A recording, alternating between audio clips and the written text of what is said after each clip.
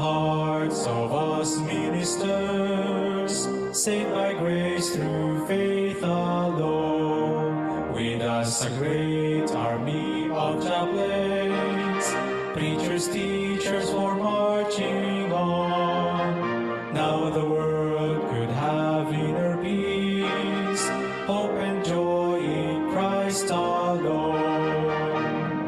We are united in God the Father and in His Son and the Holy Spirit, working hand in hand to accomplish the great commission. Logos PH, Logos Philippines, International Instituto. Our alma mater, Logos PH Instituto. Our alma mater, LILBSI. Our alma mater, LCLBSI.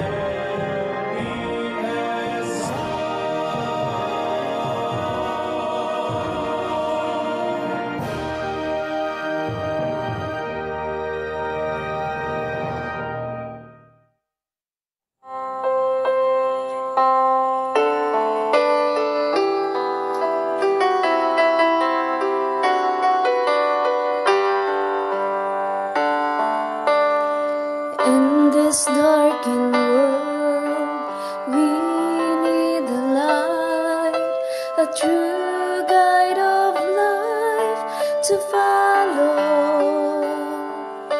The sure guide of light, the pearl of great price, this truth we will find in God's word. Search God's word, leave His word, for in it we know we have eternal life. Search God's word, share His word, for in it we know they'll have eternal life. In this darkened world, we need the light, the true guide of life to follow.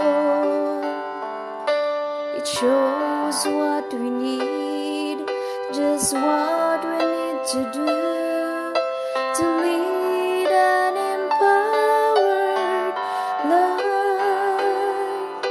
Search God's word, leave His word, for in it we know we have eternal life.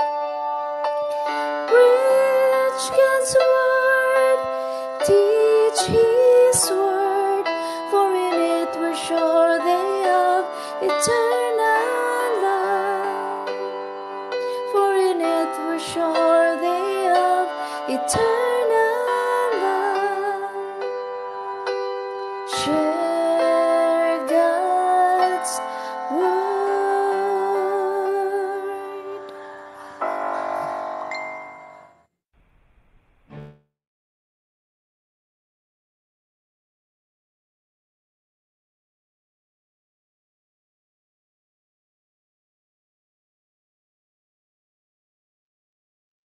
Good evening po sa lahat. May I request Brother John Paul Ruiz para sa opening prayer?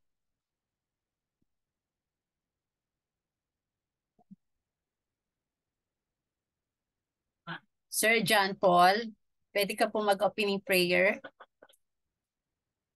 Or si Sir Alan Calagnara?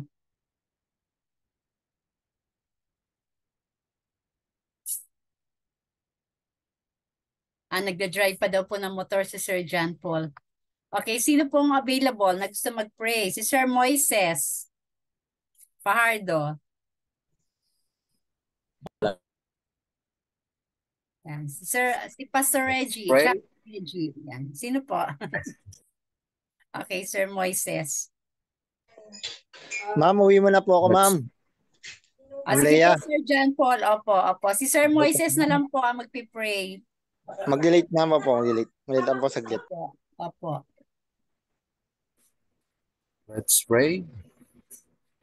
Amamin namin nasa langit, kami po yung nagpapasalamat na naman at kami nagtipon-tipon na naman dito sa Zoom platform at kami magpapatuloy sa aming pag-aaral tungkol sa chaplaincy. Kami naway bigyan kami ng aming kaalaman para naman ang lahat ng ating pag-aaralan. Naway bigyan mo rin ng kaalaman si Ma'am Leia po para turo niya lahat ng aming kailangan bilang isang chaplaincy at mapagpatuloy ang ministry ng chaplaincy at makita sa amin makita sa amin na si Jesus Christ sa aming buhay para kami po ay maging ilaw sa mga ibang tao at maging makatulong sa mga nangangailangan ng mga nangangailangan ng tulong. Kaya aming panalangin sa pangalan ni Jesus. Amen. Amen. Amen. Amen. Amen. Thank you, Paul. Chaplain Moises Pardo sa prayer. And kamusta po ang lahat? Ngayong araw ng Sabat, sa buong maghapon, kayo po ba ay nakapag-ministry? Mag-send po ng emoji yung sa buong week ay nagkaroon po kayo ng chaplaincy activity. Sino po nagkaroon ng mga chaplaincy activity po sa buong week? Yung worship po natin this week po, no, yung mission to the needy, 'di ba po, no? Yan, gawain po ng chaplain yun, yung ating po pinag-aaralan ngayon sa ating Sabbath School lesson. Worship natin tuwing gabi. 'Di ba po, yung mission to our neighbors, to our need, to the needy. Yan, gawain po talaga yan ng mga chaplain, 'di ba? Last night po yung topic natin ay tungkol dun sa chapter ng Desire of Ages about the Good Samaritan, 'di ba po? So, yung ating pong lesson ng mga nakaraan, madalas po ang mga chaplains ay ang pinaka-example nila or parang tinutularan po natin mga chaplains ay ang the Good Samaritan daw po, 'di ba? Pero napag-aralan naman po natin sa Bible na talagang si Jesus talaga ang tunay na chaplain, 'di ba po? Siya talaga ang tumutulong sa mga may mga karamdaman, sa mga naked, sa mga namumblema, sa mga kailangan ng mga kaligtasan sa physical at sa spiritual at sa ano po nila, di ba? So si Jesus po talaga. Pero sa secular naman po, sino po yung pinaka founder daw po ng chaplaincy? Sino po makakasagot?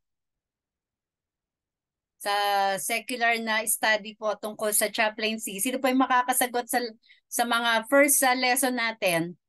Sino po yung sinasabi nila na father of the chaplaincy, of the chaplains? Sino po? Sino po makakasagot? For 10 points. Nasa first lesson po natin yan. Who is the father of the chaplains? The father of chaplains. Ako po, ma'am, si Martin Ditor, ma'am. Ano po?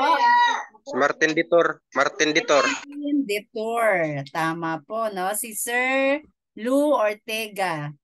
Kaya lang graduate na si Sir Lou. Sir Lou Ortega. Idadagdag na lang natin to Sir Lou sa ibang mong subject, no? Ang iyong 10 points. Yan. Kasi dito po sa SCMI, graduate ka na dito. Yan. Si Sir Lou. Mahusay talaga to si Sir Lou. Sir Martin Detour. Maglagay po nga kayo ng emoji yung hindi po nakapakinig ng tungkol kay Martin Detour. Maglagay po kayo ng umiiyak na emoji. Yan, yung hindi po nakapakinig sa ating first chapter ng Martin Detour. Si Sir Henry, hindi daw niya napakinggan. Sino pa po? si Ma'am Jennifer, si Sir Kiddy. Sir Kiddy, hindi mo pa napakinggan? Sino pa po? Parang tapos ko na yan. Oh, tapos mo na yan, ba't nag-iyak-iyak ka pa dyan? Si Sir Jowico. Wala lang. Ayan, napindot lang. Sino pa po? Si Sir Nards. Si Sir Nards natatawa pala. Ayan. Si Sir Nards pinagtatawanan si Sir Kid. Yan. So marami pa po palang hindi nakapakinig. No? Di bali po, sa pinaka-last naman po natin magkakaroon tayo ng recap. So ngayon pong gabi, kagaya po na sinabi ko, ang topic natin ay tungkol sa death notification. Yan. Yung pag-deliver ng death notification sa pamilya ng mga namatay, nasawi, na aksidente, na baril, o namatay sa labanan ng mga law enforcement at kung ano pa. So hindi po ganun kadali na tayong mga chaplain na kasali sa mga first responder ay basta-basta tayong magmamarites dun sa pamilya ng mga namatayan o mga naaksidente. Meron pong proseso na magandang proseso na hindi kayo masisisi at hindi rin magiging delikado para dun sa family na makakatanggap ng ganong klaseng napakasakit na balita. So mag-share screen po ako. Yan po.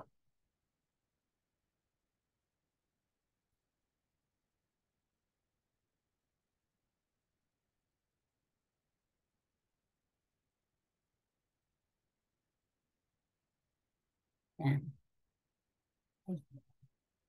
O nasaan na tayo? Yan. Nakikita niyo na po yung screen. Nakikita niyo Yes, po? ma'am. Opo, yan.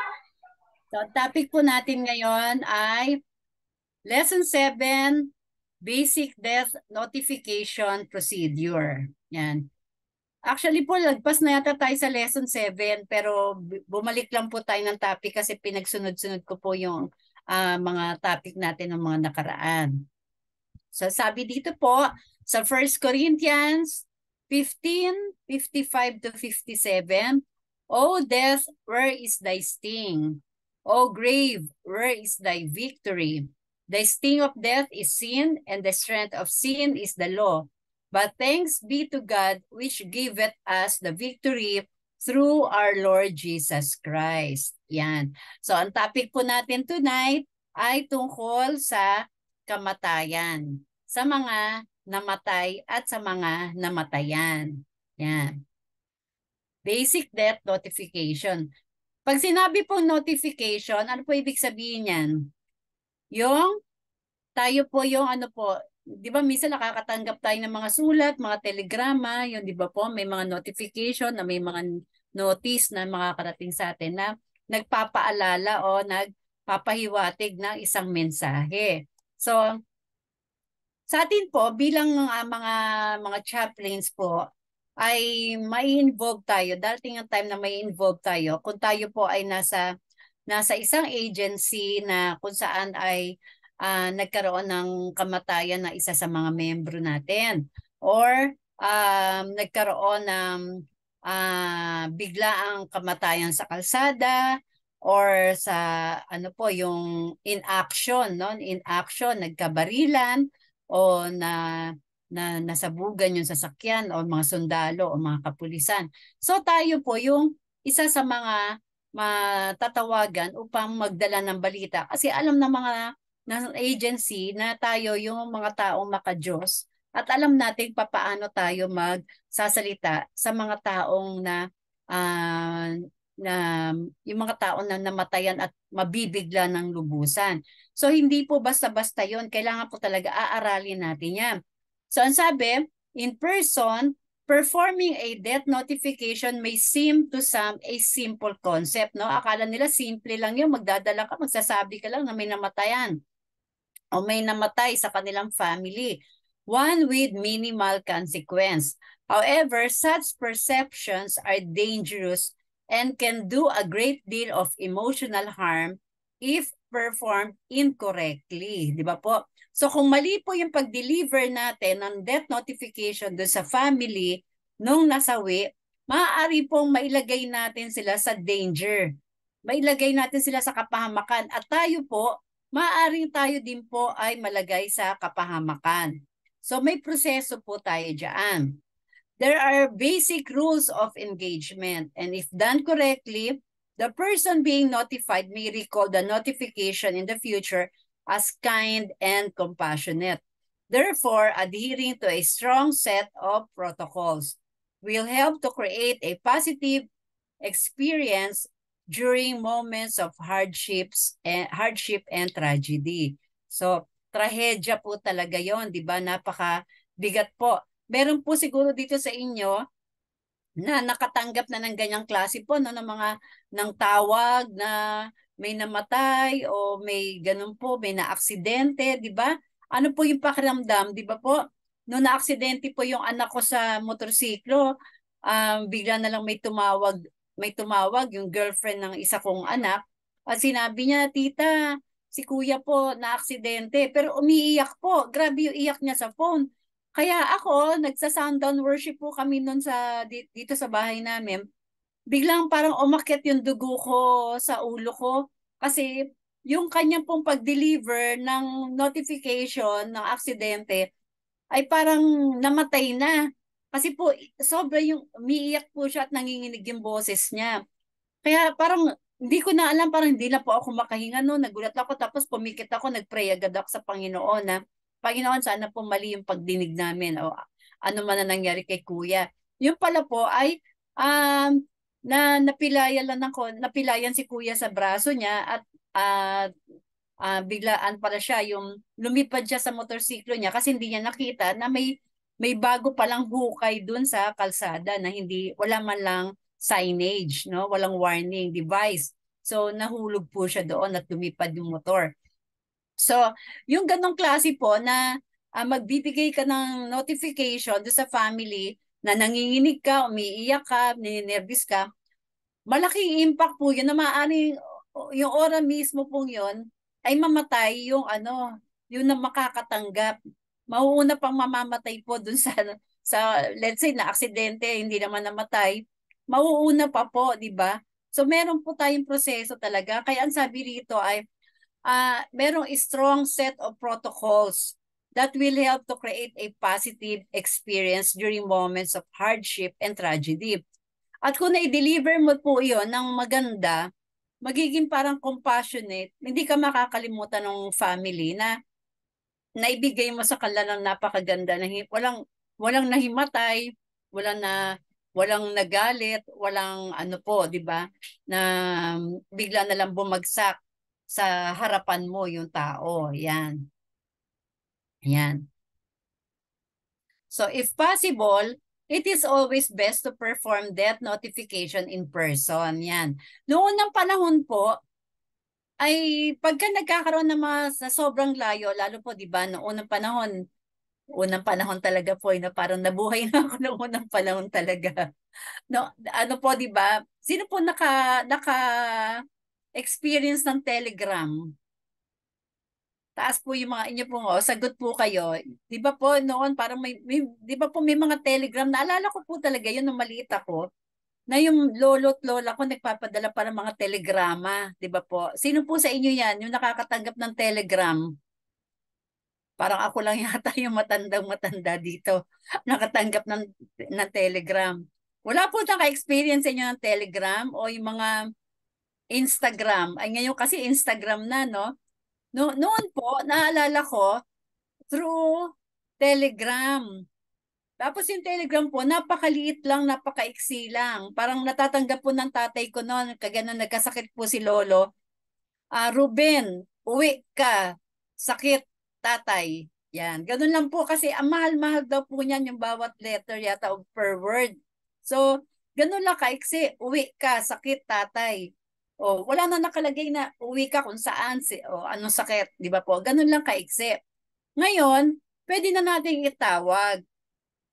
Pwede na natin i-call, 'di ba? Kasi kumpleto na tayo lahat ng mga gadgets na kahit saang lupalok pa ng mundo. Pero ang dito po sa atin sa death notification, mas best po talaga mas re-require na in person. In person talaga yung pagdi-deliver natin, not by telephone.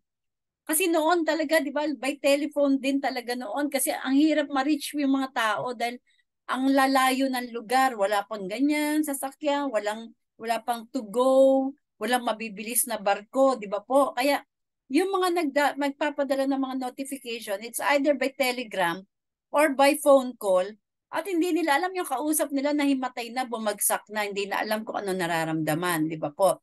So, there may be mitigating circumstances where there may be the only option. However, it is best to arrange for the death notification to be made in person, even if the survivor lives far away.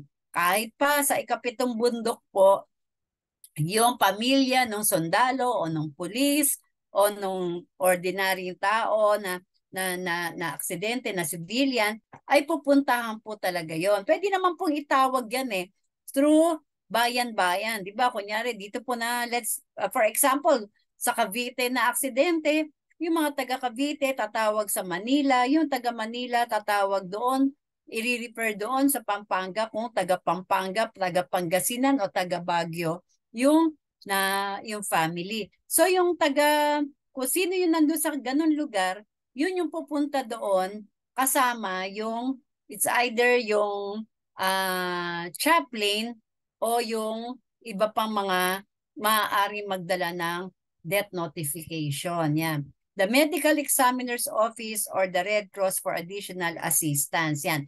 Minsan may kasamang examiner, minsan may kasama silang mga Red Cross staff. Yan. Time and certainty. Within 24-hour period po, kailangan ma-deliver yung death notification. Minsan, sa sobrang layo, inaabot ng mga 2 days, biyahe-biyahe pa, di ba po? Pero ngayon, hindi na talaga imposible. Napakabilis na. Wala na rin mga gap sa mga kalsada o sa mga dagat kasi may mga tulay na mahaba. Kompleto na tayo talaga ngayon sa mga kakailanganin sa mga biyahe-biyahe natin, di ba? So wala na mga problema, hindi kagaya noon. So within 24-hour period, kailangan po may deliver yung death notification or else mapapanis na yung balita o kaya naman po ay kung kailangan, kung buhay pa yung biktima, tapos maabutin ka ng 48 hours para ikwento, baka pagdating ng pamilya, hindi na nila naabutan yung family nila, di ba? O kaya naman kailangan kunin sa morgue para ilipat na sa funeral parlor. So kailangan 24-hour period na matanggap ng family yung balita sa pangyayari. Yan. Provide notification as soon as possible. Yan. Kaya nga po sinabi ay 24 hours, no? Provide notification as soon as possible. Obtain positive identification of the deceased. Notify next of kin and others living in the same household, roommates, and unmarried partners. Make sure the information is accurate before conducting, as this will reduce a chance of unnecessary trauma. Gather detailed information regarding the circumstances regarding the death.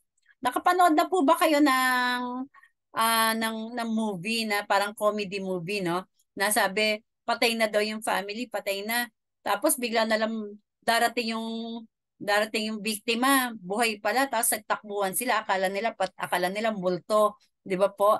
Kasi yung nag-deliver ng notification, mali-mali o kaya naman po ay hindi siya accurate. Nakita niya siguro nasa ospital na, naghihingalo o duguan, nag-deliver sila agad ng balita dun sa family na sinabi nila patay na, 'di ba? So, kailangan po talaga pagka mag-deliver tayo ng notification ay accurate talaga tayo. Accurate talaga. Kailangan anong oras na aksidente, saang hospital dinala, yung detail ng pagkamatay, paano namatay, at kung maaari, pagka nasa pamilya ka na, pwede mo namang sabihin, kung hindi mo talaga alam kung ano talaga yung ikinamatay, Yung pinaka-importante po, yung nasaan yung pasyente o yung biktima. Nasaan yung biktima at saan dinala. Saan siya na-aksidente o saan siya nasawi o anong klase yung pagkasawi niya at kung saang lugar. Pero kung ayaw mo talaga magsalita ng mga iba pang detalye dahil hindi ka talaga authorized, ang pinakasasabihin lang po doon sa kanila ay ang biktima ay kung nasaang lugar at kung ano yung kanyang kondisyon. Kung siya po'y patay na, sasabihin mo talaga patay na. Kung siya pa ay naghihingalo, sabihin mo talaga naghihingalo pa. O kaya 50-50 po, nasa ICU sa hospital ng kung saang hospital po. Yon. At sabihin nyo na kailangan na po kayo makapunta agad-agad, ganon. Pero mamaya po, pag-uusapan pa natin kung papaano yan sasabihin. So, ito nga po yung pinaka-first bilang chaplain tayo. Ito yung inyong i-gather. Kailangan mag-provide ka ng notification as soon as possible. Obtain positive identification of the disease. Kailangan po, no? Itong obtain positive identification, tingnan mo talaga na si Kulafu, yan, o kaya si Diego Silang. Si Diego Silang nakatira sa Pangasinan. Ang edad niya ay 28 o 35. Siya ay isang sundalo, ganon-ganon. Talaga po yung positive identification kasi at yung talagang tunay na address. Kasi baka may kumakatok ka sa ibang bahay na hindi naman pala yun yung address. O kaya naman, let's say naman, hindi naman yun yung tunay na pangalan pala nung biktima. Tamang bahay, mali naman yung identification ng victim. Kaya talagang dapat po ay yung positive identification of the disease. And then, notify mo yung buong family. Kung siya ay estudyante, yung ka-dormmate niya, kailangan malaman ng ka-dormmate niya yung nangyari sa kanya. Kung meron siyang ka-live-in, kailangan malaman ng kanyang unmarried partner. Kung sino yung kasama niya sa tahanan na yun, kung nanay niya, tatay niya, asawa niya, o kung sino pa man, yun ang dapat makakaalam po, di ba? So, hindi yung kwento ka muna sa kapitbahay, wala pong tao dyan. Pakisabi po, sasabihin mo sa kapitbahay, namatay po yung asawa nila, ganun-ganun po. Kayo na lang po magsabi. Pagdating nung asawa, kinuwento ng kapitbahay, ibang klase yung pagkaka-deliver, di ba po? So mali yun, hindi pwedeng ikwento sa kapitbahay kung kanino. Iintayin mo na makauwi o kukontakin mo yung tunay na kapamilya na karapat-dapat lamang na pagsabihan ng death notification. Yan, naintindihan po ba ng lahat? Naintindihan po ba? Opo. Yan. Noted, ma'am, noted. Opo, thank you po, no? Yan. So, kopyahin po ninyo to ha, kasi baka ito po maging quiz natin sa next, kung ano pa man po, di ba? Yan. And then, if possible, do notification in pairs. Dapat po, 2 kayo, 3 kayo. Huwag kang pupunta doon na mag-isa ka lang na magdi-deliver. Always try to have 2 people to present to make the death notification. Some notifications are sometimes accompanied by additional drama, creating an unstable environment. Performing a notification in pairs provides a measure of safety and is beneficial especially when there are mutable victims involved. Yan. So kagaya na naman po ng mga movie ni Dolphy na napapanood natin, nag-deliver siya ng death notification. Di ba po, siya pa yung nasakal. Sinasakal siya, asan? Saan yung asawa ko? Di ba po? So kailangan meron ka pong kasama lagi na partners. Kahit saan po talaga, bilang mga chaplains po tayo, yan. Wait lang po. Yan, bilang chaplains po tayo, dapat po talaga lagi tayong may ka-partner. It's either yung asawa natin o meron tayong chaplain na naka-partner. Kasi lalo po sa mga gantong klaseng lakad. Kung hindi naman po chaplain, at least may kasama tayo na nag-work din doon sa agency na yon. It's either Red Cross o someone po na mapagkakatiwalaan din na makakasama mo doon. Yan. So lagi pong in pairs. Ito po yung sinasabi, may additional drama. Ano po yung additional drama? Yun po yung mga iyakan o may nahimatay o maaari naman po na ikaw pa yung pinagbintangan na kasama dun sa patayan, sa barilan o kung saan pa man, o ikaw yung naka-aksidente, mainit ang ulo ng mga pamilya. Mapapahama ka po, no? So kailangan po talaga merong witness, merong ka-partner po na mag-ano po na kasama natin sa lakad na 'yan. Ang likot ko po kasi nalobat po tayo. Yan. In the case of law enforcement involved notifications, the chaplain is usually accompanied by an officer. In most cases, upon completion of the notification, both the chaplain and officer will be in the scene at the same time. At the same time, yan, officer po pala yan. Yan, officer. Yan. However, in situations where the chaplain may approach and ask to provide pastoral aftercare, it is recommended taking 2 separate vehicles. Yan. So, ito po yung kunyari, let's say po yung law enforcement pala yung na-aksidente o police, army, navy, mga ganyan po, no? Na-aksidente sila o na-involve sila sa barilan o na-baril, ganyan po, nagkapatayan. Madalas po daw ang kasama ng mga chaplain diyan ay yung mga officer din, mga official ng gobyerno, ng ano po, ng law enforcement, ng kapulisan, ng PNP or ng army or ng Coast Guard, ganun po. So may kasama. And madalas din daw po 2 sasakyan ang ginagamit. Dito po matatanong ninyo, bakit 2 sasakyan? Kasi po pagkatapos ng pag-deliver ng death notification, umaalis na agad yung mga officer, yung mga police or kung sino man mga matataas na rank. At madalas naiiwan talaga yung chaplain doon sa bahay nung family ng victim. Kasi may mission pa po tayo doon sa kanila na ipag-pray sila o kausapin sila ng mahusay, himasmasan sila at mag-share ng kaunting comfort, di ba po? Makinig sa kanila. So, kung sasabay ka dun sa mga pulis, aalis po talaga agad yan.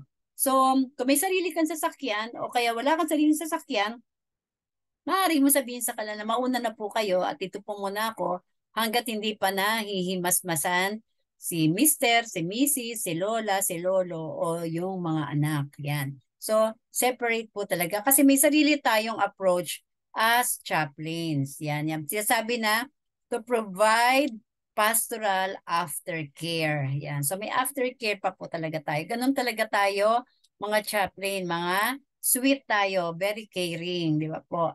Hindi natin iiwan yung ating mga counseling, yung mga kliyente natin na nasa state ng kalamidad o ng kalungkutan.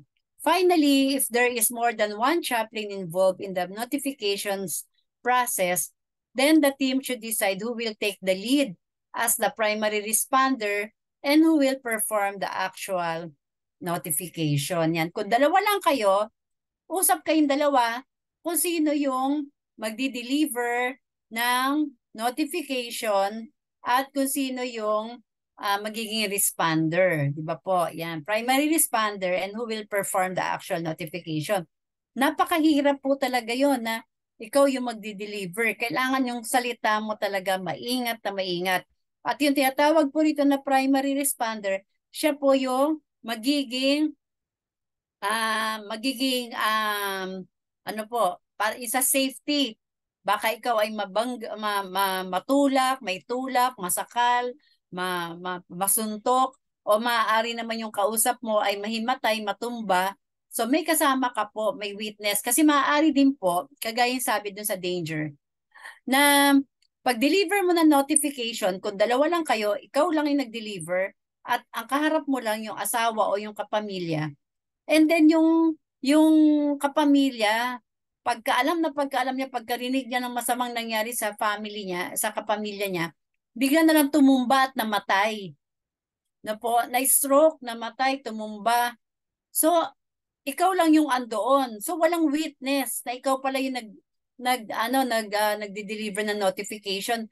Biglang magkakagulo ngayon yung mga kapitbahay at kung sino pa. So, in danger ka po talaga doon. Kaya dapat po talaga 2 kayo.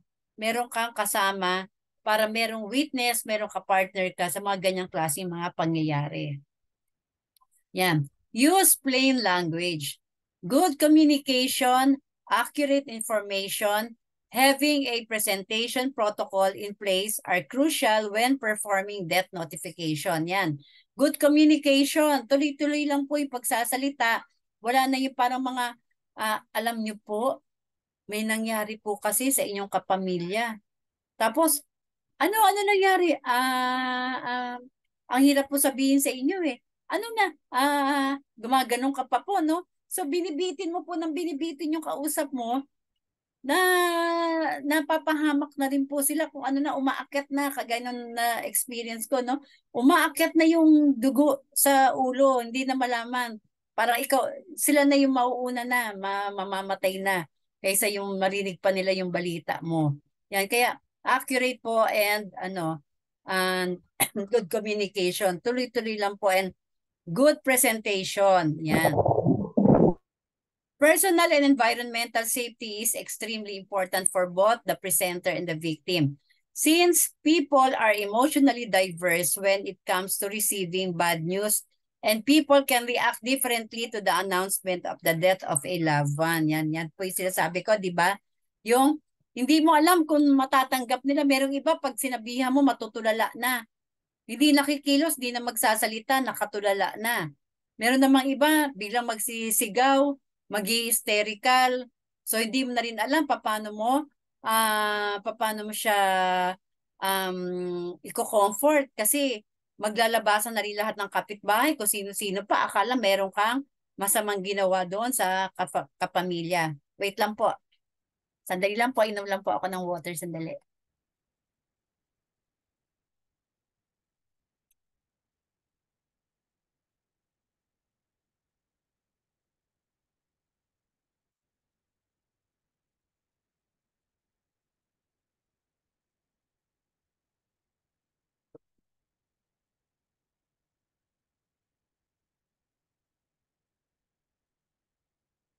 Yan. Sensya na po, no? Pabalik-balik po yung ubo eh. Yan. Personal environmental safety is extremely important for both the presenter and the victim. Yan. Since people are emotionally diverse when it comes to receiving bad news. So yung safety po talaga, safety mo at yung safety ng family ng victim. Yan. Sample of proper notification. Yan, hindi na po tayo, no? Yung sample po ng proper notification. So, si Chaplain Alfred Favorite and si Chaplain Suzette Favorite. Sorry po, Ma'am Suzette, no? Kayo po ang in-example ko. At si Chaplain Alfred ay, wala na rin ngayon. Yan. So, ang sample po natin ay my name, ako po yung kunyari, no? My name is Chaplain Alfred Favorite and this is Chaplain Suzette Favorite. And we represent the Glendale Police Department or kung anong police department kayo nagrepresent, kung saan po kayo or barangay o kung ano man. Is your name Rebecca Chambers? Pag sinabi ng babae, if the person answer yes, then ask the following question. Is your husband Robert Chambers? Yan. So, yan po yung mga tanong. By this time, the person is aware that there is a problem and may become agitated, which is a normal response when receiving uncertain news. I have important information I would like to share with you, but before we do, may we come in and sit down? Yan. Yan po yung sample, no? So, kakatok ka po sa isang bahay. Yan, kakatok ka sa doon sa bahay ng victim. At yung victim po, si Robert Chambers. At ang kailangan mong hanapin talaga, dahil nakita mo sa ID niya, na siya ay merong asawa. Pero kung nakita mo sa ID niya na single siya, ang hahanapin mo ay yung kanyang nanay or yung kanyang tatay. Wala kang ibang hahanapin na pinsan o kamag-anak o sino pa man, kundi yung pinaka-direct doon sa victim. So yung victim, si Robert Chambers, meron siyang asawa. So ang kanyang asawa ay si Rebecca Chambers, di ba? So si Rebecca Chambers ang hinanap, no?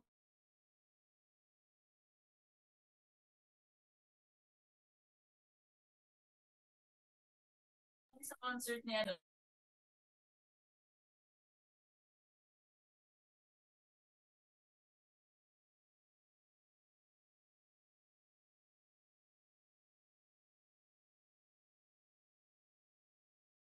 yan. Yan. So, si Robert Chambers po yung biktima at ang kanyang asawa, si Rebecca Chambers. Yun lang po ang hahanapin nyo talaga. Yung asawa lang. Kung babae ang biktima, yung asawang lalaki ang hanapin mo. So, is your name Rebecca Chambers?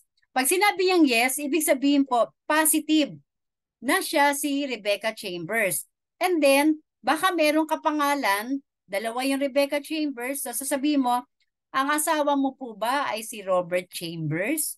O pwede mo din dong itanong po dito na, ma'am, pwede ko pong malaman kung sino po yung name ng iyong asawa. Pag sinabi niya, bakit po? Gusto lang po for verification lang po. So pag sinabi niya, si Robert Chambers po ang aking asawa. Okay po ma'am. So ikaw po ma'am, si Rebecca Chambers at ang iyong pong asawa ay si Robert Chambers. So by that time po na nagtatanong ka tungkol kay Robert Chambers, may kakaiba na feeling yung asawa niya na bakit? Ba't may hinahanap ang asawa ko? At bakit nakarating ka sa asawa ko? Bakit andito kayo? Kayong dalawang chaplain o may pulis pa kayong kasama? Ano ang balita tungkol sa asawa ko na tinatanong ninyo, di ba po? So next is, yan, by the time the person is aware that there is a problem, nararamdaman na niya. So wag ka po agad magsasalita kasi nasa pintuan ka pa lang, di ba po? Kakakatok mo lang eh. Maaari din po na pagkatok mo ng pinto, ang nagbukas ay bata. O pagkatok mo ng pinto, nagbukas ay katulong. So sasabihin mo, good morning, okay naman good afternoon or good evening. Maaari ko po bang, ito po ba yung bahay ni Mrs. Rebecca Chambers? Pag sinabing, opo, ito po, pwede po bang makausap si Mrs. Rebecca Chambers? Yan. So siya lang po talaga ang kakausapin mo. Sino po sila? Ako po si Chaplain Leia Madrid from Logos, ganyan-ganyan, di ba po? Or sa barangay or sa police station number 2, ganyan, station 2, ganyan. So, pagka tinawag na si Mrs. Chamber, i-correct mo ulit. Mrs. Chamber, ikaw po ba si Mrs. Rebecca Chamber? Opo, ako po. So, ang asawa mo po ba ay si Mr. Di syempre, sasagot na siya. Robert Chamber po, okay? Opo, si Robert Chamber po ba ang iyong asawa? Oh, yes po, yes po. Bakit po? Yan. So, na-sure mo na siya si Rebecca Chamber. Na-sure mo na rin na yun yung bahay ni Robert Chamber at siya silang dalawa yung mag-asawa. So, wag ka magsalita. Sabihin mo, meron po ako important na information para sabihin sa inyo sa mga oras na to. Pero, pwede po bang pumasok muna tayo sa iyong tahanan at umupo po tayo. Yan. Bakit po napaka-importante yung sit down? Yan, before we do, may we come in and sit down. Yan. Bakit sit down, 'di ba po? Yan, malalaman po natin 'yan. Yan. Making the recipient sit down before giving the notification may do many different reasons. Yan. Number 1, the recipient may be an elderly person who is prone to falling. Kung nakatayo po siya at sinabi mo sa kanya yung mga pangyayari, maaari po siyang tumumba, mahimatay o bigla na lang pong manghina, lumambot yung kanyang mga tuhod at babagsak po siya, di ba? Perhaps a person who has a history of heart disease and may become unsteady during the notification process. Yung magiging unsteady siya. Talagang ano siya, mahihilo, may stroke. And number 3, reduces the danger of the person potentially collapsing. Yan po, magko-collapse. Number 4, avoid incurring physical injury due to the emotional shock. Yan. So, kailangan po talaga paupuin. Maaari po bang umupo muna tayo, ma'am? Ganyan. O sige, pwede po. And then, pwede, yan, yung karugtong ay, yan. Is there anyone here in the home with you? Yan. So pagka nakaupo na po yung asawa o yung nanay o yung tatay o kung sino pa po yung pinaka-direct na kamag-anak nung nasawi, ay maghanap ka pa po kasi mag-isa lang siya. So mag-isa lang siya. So tatanungin mo, meron ka po bang kasama dito sa iyong tahanan ngayon sa mga oras na to? Yan. So pag sinabi niya na meron po yung anak namin. Pagka merong anak na 12 years old pababa, wag po ninyong pahintulutan na madinig niya yung i-deliver ninyo. Yan. If there are additional people in the home, it is recommended that you tell the recipient that you would for those people to be present during the notification. Pasensya na po, mali-mali. Tell the recipient that you would deliver. Yan. Yan, that you would tell for those people to be present during the notification.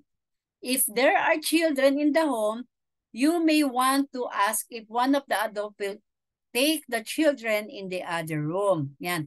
Kung merong bata na 12 years old pababa, kailangan po ay ang gagawin, Papa, alisin mo po yung bata. Ma'am, pwede po bang ilabas niyo muna? Kung may katulong sila o merong mga iba pang pwede po bang ilabas niyo muna yung mga bata? Hindi po sila karapat-dapat na mapakinggan nila ang marinig na balita. Yan. So, okay na po, no? Secure na. Nakapasok na kayo sa bahay. Nakaupo na yung kamag-anak. At nagtawag ka na rin ng isa pang kamag-anak na maaring umalalay at maging witness pa rin. Kasi kung wala po siyang kamag-anak doon, maaari ka din po na wala akong kamag-anak mag-isa lang ako dito. Wala akong anak dito, wala akong pinsan, wala akong kahit sino. So pwede po kayo mag-request na, Ma'am, pwede kaya na may kapitbahay ka po ba na ka-close dito? Pwede po bang tawagin mo muna yung isa sa mga kapitbahay mo? Yan. So kailangan magtawag po ng kapitbahay. Ano po ang purpose nun? Para maging witness po sa mga pangyayari. Upang makita niya po yung pagdi-deliver at magkaroon din ng comfort yung kapamilya na mag-isa lang doon sa tahanan. So kailangan po meron siyang kasama doon, may comfort siya kasi ikaw, dalawa kayo, meron ka ding witness, kayong dalawa. Siya wala siyang witness. Kailangan meron siyang makakasama doon.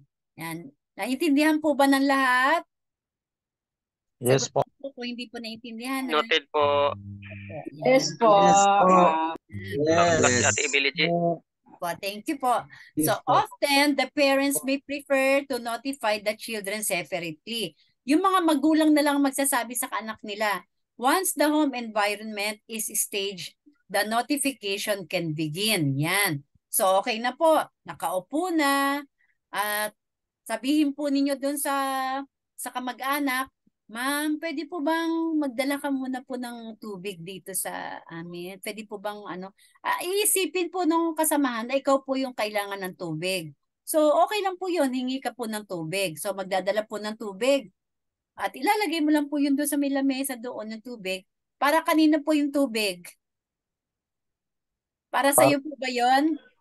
Sa recipient po, doon para sa may biktima. Yun, para po doon sa recipient, doon sa tatanggap ng balita. Kailangan po ay ready tayo na meron siyang tubig doon. Yan.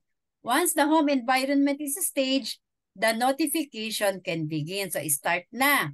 Sabihin mo sa kanya ngayon, ganito. I am so sorry that I have to share this information with you.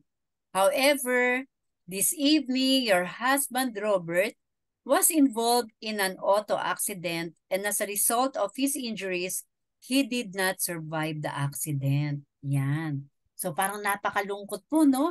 Kailangan po yung boses mo ay sincere, comforting, hindi bigla-biglaan, at dahan-dahan, pero direct na po, na hindi na po pa hinto-hinto pa o pabagal-bagal pa na maaring magpahamak pa, di ba po, mabibitin pa. Dire-diretso, tingnan mo yung example po, no? Dire-diretso lang. So, I'm so sorry. Ganyan po.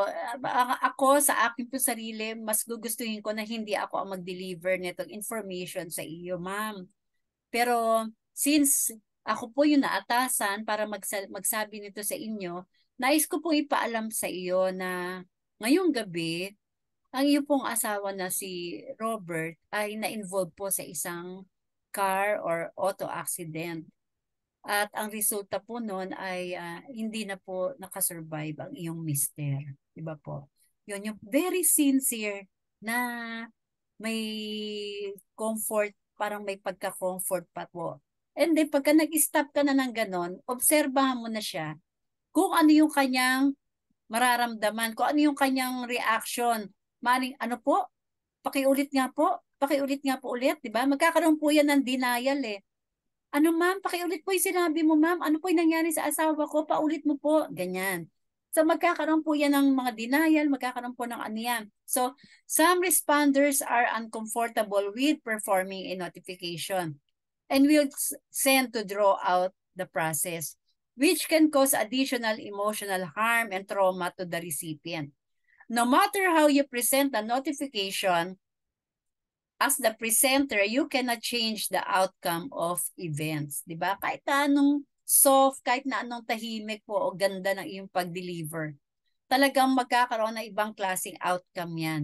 And dapat po maging ready na yung mga magdi-deliver niyan. So therefore, it is imperative to notify the person or persons providing them with the basic information of events as soon as possible to help the family to begin the grieving process.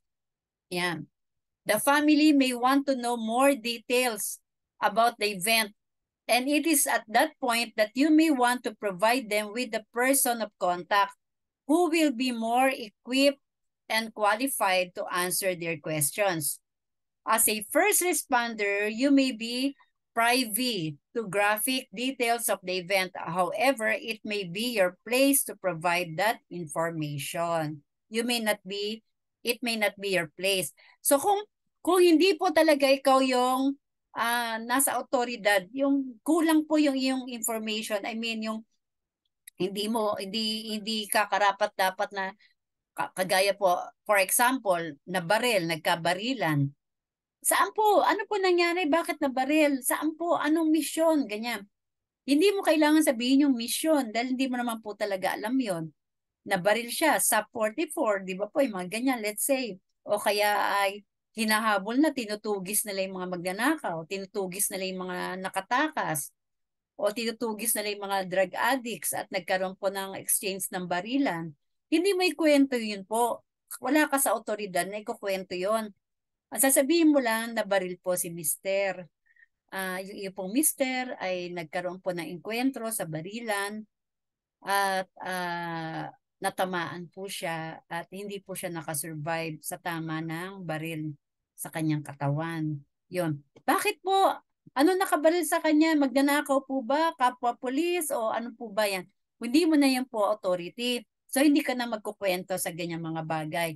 Maselan po yung bagay na yan. So, stop ka na doon kung ano lang yung nalaman mo. Na siya itinakbo ng ambulansya, itinakbo sa ospital, may tama ng 2 bala ng baril sa likod, sa puso, sa dibdib, sa ulo. Yun lang yung pwede mong sabihin na tinamaan po siya ng baril, 2 beses po siya na baril. At anong nakabaril? Sino nakabaril ko? Ano? Yun, hindi mo na po yan pwede pang ikwento pa. Doon na po yan doon sa agency. Yung mga pulis na po ang pwede niya magkwento sa kanya doon na mismo sa tamang lugar na dapat niyang puntahan. Yan. So ang i-deliver mo sa kanya, yung ganung pangyayari at yun saan siya maaring pumunta. Yan. If the recipient asks for more details, you can respond by saying, "This is all the information I can give you at this time. However, I can give you the name of a person to contact who will be able to provide you with more details regarding the event." Yan. Para hindi ka rin po maipit, hindi ka magdagdag, hindi ka magbawas sa iyong mga information. At least na-deliver mo na sa kanya, nasabi mo, na nasa ospital na. Kung meron ka pa pong gusto pang information, ito po ang tawagan mo, si Colonel Doc Raja, ganyan po, o si Colonel Prospero, ganyan. At Sila po ang makakapagsabi sa iyo ng tunay na ng buong detalye po ng pagkamatay ng iyong asawa. Yan, sa ngayon po, yan lamang po ang detalye ko. Ang iyong asawa po ay nasa ospital pa ng PGH. Maaari mo na po siya ilabas o ilipat, ganyan, ganyan, ganyan. Yan lang po ang pwede mong i-detalye sa kanya. The survivor may want to view the body. So the survivors may request an opportunity to view the body of their loved one for a final time before removal. Yan. So gusto niya muna masilip. Kung nasa ER pa o nasa morgue pa, wag niyo muna po ilabas. Gusto ko muna siyang makita sa kanyang deathbed. Ganyan, ganyan, di ba? Survivor should be informed of the condition of the deceased before viewing, especially if the deceased died by suicide or by traffic accident. The chaplain should caution survivors and let them know that their viewing the deceased of his or her current condition will leave a lasting image that will be etched into their memory. So pag sinabi niya, gusto ko po siya makita, gusto ko siya makita, ganyan. So, paalalahanin po siya, kung siya po ay nag-suicide, binaril niya yung sarili niya, ano po ina-expect natin?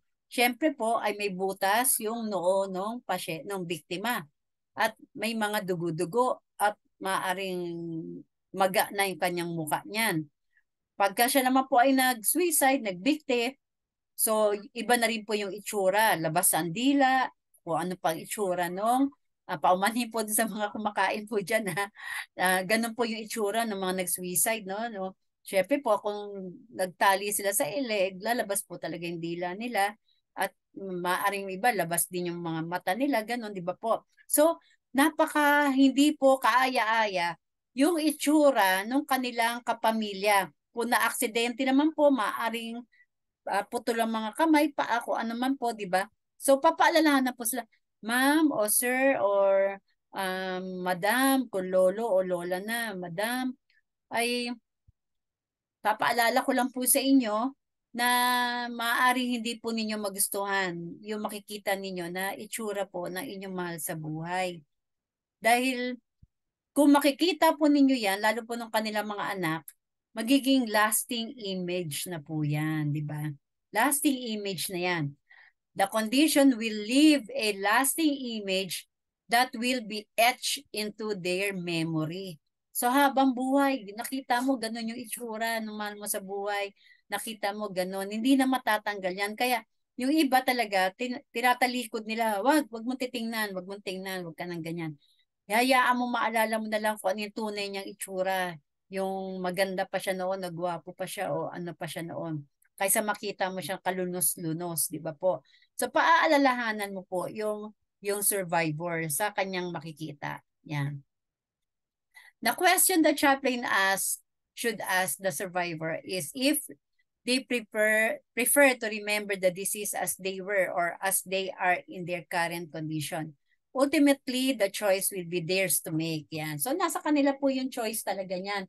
Pag sinabi na gusto ko pa rin makita, gusto ko pa rin siya makita, wag niyo akong pigilan. So nasa kanya po yung choice, di ba? Pero paaalalahanan mo muna siya na baka po hindi mo na matanggal sa isip mo yan. Na ano po, habang buhay na magiging ano sa iyo yan, dark image po yan sa iyong pag-iisip. Yan. The following is a list of protocols that should be followed during the notification process. Number 1, the responder should clearly identify themselves, what agency they represent, and present their credentials. Yan. Parang dapat pala nasa taas to kanina.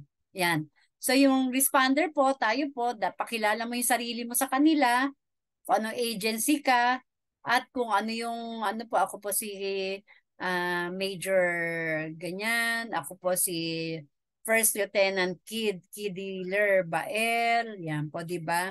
Si Second Lieutenant Christopher Macam, papakilala mo po kasi kung ano yung credential mo, kung sino ka, at kung saang agency. The responder should have the correct identity of the survivors before performing the notification. Pakita mo rin yung ID mo sa kanila na ikaw yung nasa otoridad at ikaw yung isinugo na magpadala ng notification. Number 3, if possible, do not perform the notification on the doorstep. Yan po, wag sa pintuan. Ask the survivor to be seated. Yan. Request the underage children leave the room. Number 6, young children should be notified separately if possible and if requested by the family. Yan. So nakahiwalay lang po yung mga bata, wag talaga nila maririnig yan. Kasi maglalas din po sa kanilang tenga yan, yung maririnig nilang yan. Paglaki nila, magiging trauma po yan sa kanila. Very traumatic po yan sa kanila, pati yung magiging itsura kung makikita nila. So number 7, give the death notification directly and in plain language. Number 8, call the deceased by name rather than the body. Yan. Minsan po, madalas, no, tayo mga Pilipino, sabihin natin, so yung patay po ngayon ay nasa chapel na po. So yung patay po, di ba? Sinasabi na yung patay. Dapat po, si Mr. Robert Chambers po ngayon ay nasa punerarya po. Ganyan. So, magdala na lang po kayo ng mga damit para po kay Sir Robert Chambers. Wag po yung sabihin nyo, magdala po kayo ng damit para po dun sa patay. Napakasakit po yan sa family. Tsaka, kahit patay na po siya, respetuhin po natin yung kanyang pagkatao na siya pa ay nabubuhay. So, wag po, di ba minsan po, dadalaw ka ba sa patay? Pupunta ka sa patay? May patay po kami dun sa simbahan namin ngayon. Di ba? May namatay po sa simbahan. Mali po yon. Dapat pa sabihin natin, meron po kaming kapatiran na namatay po si Sir ganon, ganon, yan. So respect pa rin. Number 9, answer the survivor's question directly. Number 10, if you do not know the answer to the question, say so. Pagka nagtanong, hindi ko na po talaga alam kung ano po may isasagot ko sa inyo, ma'am or sir, kasi ito lang po talaga yung detail na ibinigay po sa akin para i-present po sa iyo ngayong oras na to po. Yan. Alam po, maging honest. After the notification is complete, you may be asked to provide pastoral aftercare. Many new chaplains make the mistake of imposing their personal religious beliefs by making such statements as, "It was God's will, she led a full life, I understand what you are going through." Yan. Wag na wag daw po tayo magsasabi ng mga ganyan po mga salita. Di ba po? Na, ma'am, wag po kayong mag-alala, maaaring ito po ay kalooban ng Panginoon na si Sir po ay mawala na. Yan po yung wag na wag nyo sasabihin kasi po baka masuntok po kayo nung mga pinagsabihan ninyo ng ganyan. Ano, God's will, God's will. Iiwan niya kami, kalooban pa ng Panginoon, naiiwan kami ng mahal namin sa buhay. Yan. Hindi po nila maintindihan yan, no? And then, she led a full life. Yan. Ma'am, talaga pong natutuwa po. Napakaganda po ng buhay na binuhay ng iyong mahal sa buhay. Yan po, no? Yung kanyang mga records po sa gawain niya, ganyan-ganyan. Well, hindi na po yan yung karapat-dapat. And lalo naman po ito yung, I understand what you are going through. Naintindihan po kita sa iyong nararamdaman ngayon, sa iyong pinagdadaanan. Wala naman po makakaintindi. Kahit sabihin pang namatayan ka rin, at naranasan mo na rin na namatayan ka, pero hindi mo talaga maiintindihan kung ano yung dinadanas o nararamdaman ng taong yon sa mga oras na to. Dahil may kanya-kanya po tayong nararamdaman, may kanya-kanya tayong pinagdadaanan. Maaaring namatay yung kanyang mahal sa buhay na mayroon silang galit, nagalit sila sa isa't isa. Maaaring namatay yung isang yon na sila ay sobra naman na nagmamahalan at sinabi, babalikan kita mamaya, magbihis ka na, tayo ay may date, ganyan, di ba po? So hindi mo talaga maiintindihan kung ano yung kanyang nararamdaman talaga sa mga oras na ito. Yan. So, death notification recommendations in the workplace. Yan. Ask to speak to the manager or superior. Ask if the person to be notified is available. Ask the manager or supervisor to arrange for a private room. Yan. Kung hindi ka po makakapunta dun sa bahay mismo nung survivor, nung kapamilya po ng victim, at nakita mo po na yung kanyang opisina ay andun lang, mas malapit lang kaysa pupuntahan mo siya sa bahay niya. At nung tinawagan mo din naman siya, andun pala, nakita mo may phone number o ano man, andun pala siya sa office. So sa office mo siya pupuntahan. So bago ka po dumiretso dun sa survivor, puntahan mo muna yung pinaka-manager or supervisor. Sir, ako po si Chaplain Lea Madrid at ako po ay may isang mabigat na mensahe para sa iyo pong employee na si Mrs. Rebecca Chambers. At ano po ba yon? Ganyan. So, maaari po bang sumama ka, sir, doon sa room niya o kaya mag-provide ka na isang kwarto na patawag mo po si Ma'am Rebecca. At andito ka rin po, sir, para maalalayan po siya. Ganon.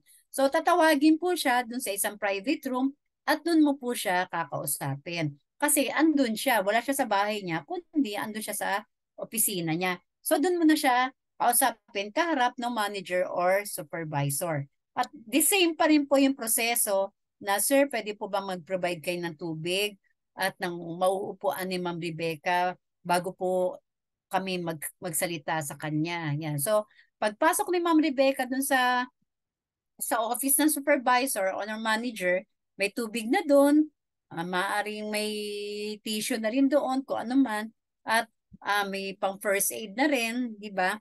So, ready na po lahat, pati yung manager andun din, para makapagbigay support doon sa family, sa survivor. Yan.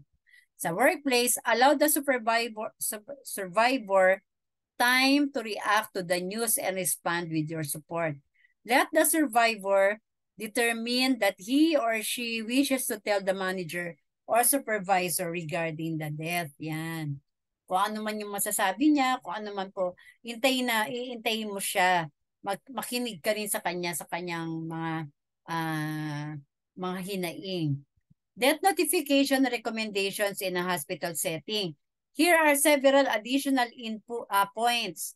Find a quiet room in which the notification can be made and be sure the survivor or survivors are seated. Do not make the notification in a crowded hall or living room. Di ba po? Kung sa hospital naman po, namatay na yung pasyente at late na dumating yung mga kapamilya, na hindi na nila naabutan yung pasyente nila. So, hanap po kayo na isang tahimik na lugar na kung saan maaaring makausap mo doon yung family, yung survivor or survivors. Paupuin din po sila at doon sila kausapin ng tahimik at ng maayos. Yan. Sa hospital setting, if possible, arrange for a doctor to be present or available shortly after to answer medical questions or concerns. Provide assistance and guiding. Ask the survivor or survivors if they wish to spend time with the deceased body of their loved one. Yan. Kung gusto nasa morgue na po o kaya nasa kwarto pa rin po, gusto niyo po bang pumasok pa rin doon sa kwarto na makita yung iyong pasyente at iyong kapamilya, at sa huling hantungan niya, ganyan-ganyan po, di ba? So, provide ka pa rin po ng assistance and guidance. Tapos po, ay ano po, yan, dapat po, guidance ito, yan. Para, yan, provide assistance and guidance.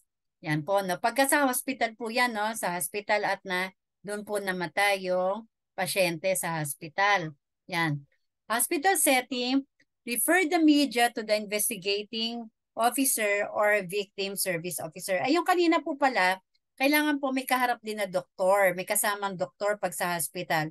Para yung doktor po mismo talaga ang mag-explain sa family kung ano po yung pinaka best na ginawa nila para i-survive yung victim. So, siya na po mag-explain doon, yung doktor. And shortly after po, alis na rin po yung doktor, ikaw na po talaga yung may iiwan na kasama ng family.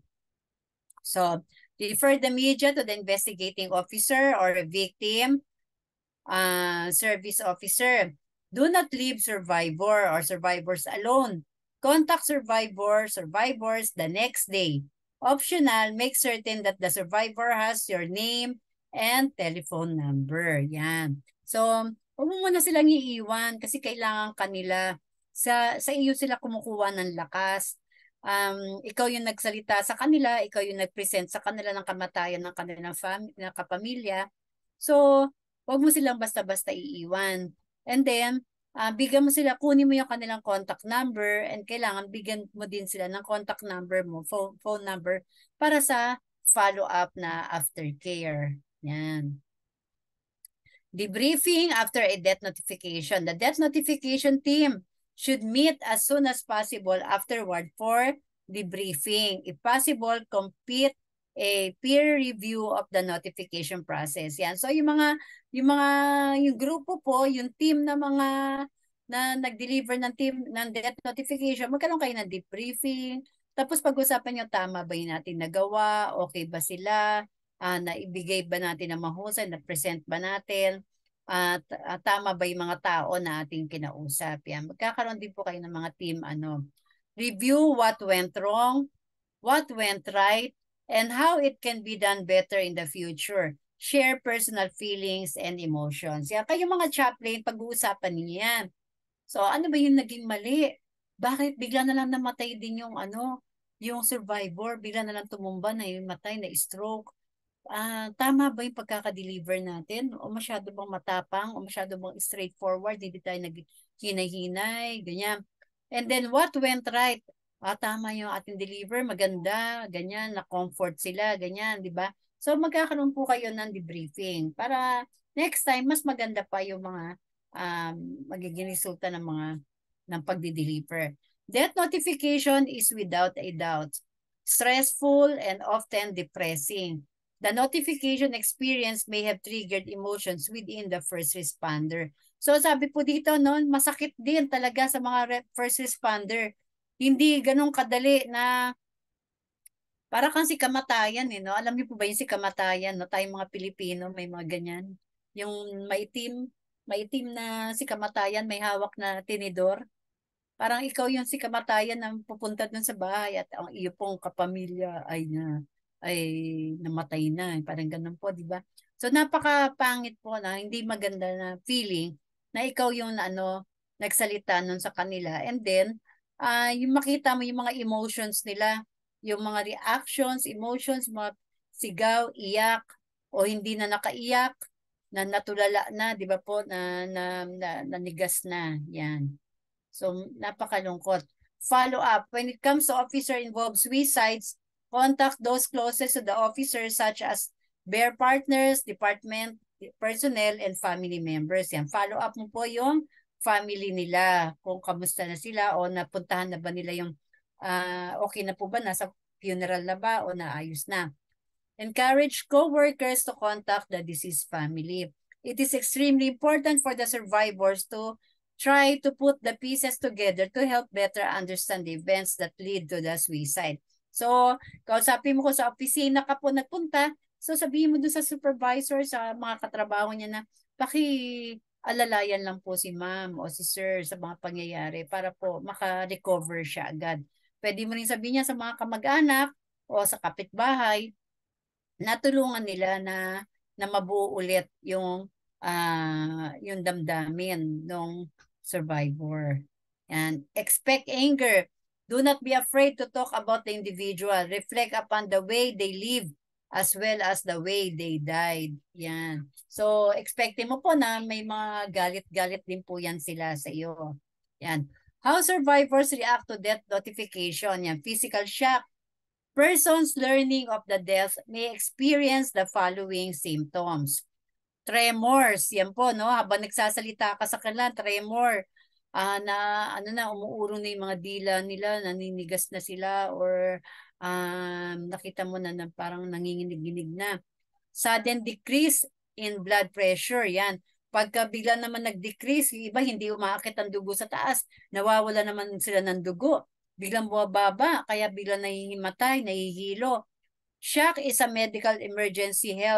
Help should be summoned. So na-shock, di ba po, bumaba yung BP niya. Nagkaroon siya ng shock, tapos hindi na nakasalita.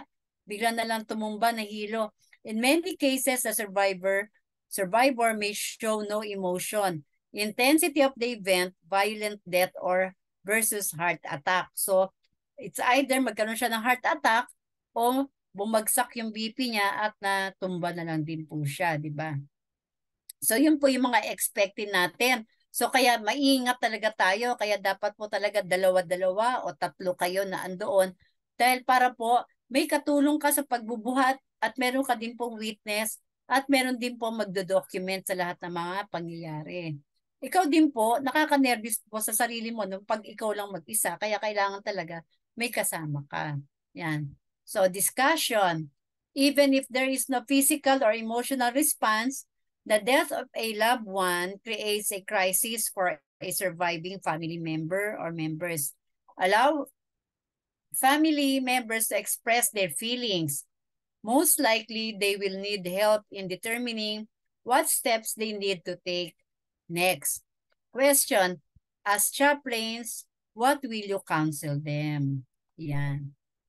In 2 Timothy 3:14, but continue thou in the things which thou hast learned and hast been assured of, knowing of whom thou hast learned them. Yan. So, yung mga bagay po na nalalaman natin at yung mga bagay na malalaman pa natin, yan po, no, na malaking tulong po para dun sa mga tao na ating malalapitan. At tayo bilang chaplain talaga, kagaya po ng lagi ko sinasabi na hindi lang tayo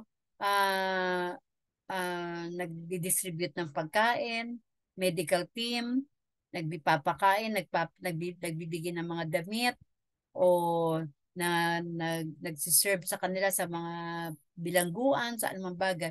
Pati po itong pag-deliver ng death notification ay magiging part natin kasi tayo po yung mapagkakatiwalaan talaga ng mga ibang agency bilang tayo po ay makadiyos, makalangit, at na alam nila na alam natin paano natin i-deliver to at magkakaroon na aftercare yung mga family ng yung mga survivors po, no? So ito po ating discussion. Hindi na po natin to i-discuss ngayon kasi po kulang na tayo sa oras. Ano oras na ba? Ma'am. Tama po ba to? 7:48. So kasi po may kasunod tayo.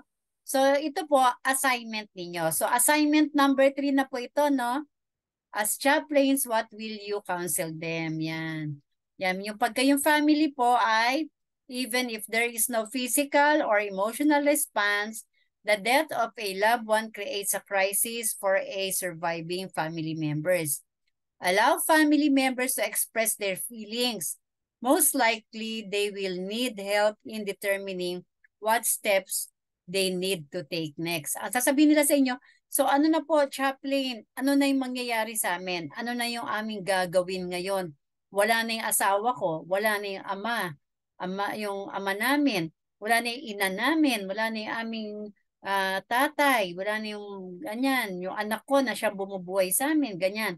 So, as chaplains, what will you counsel them? Yan. So, gawa po kayo ng isang situation sa assignment ninyo na let's say ang namatay ay ama ng tahanan o ina ng tahanan o kung sino man, and then, papaano mo sila ika-counsel sa katanungan nila na what will they do next? Ano na yung gagawin namin ngayon, chaplain? Ano nang gagawin ko ngayon? Marami akong anak.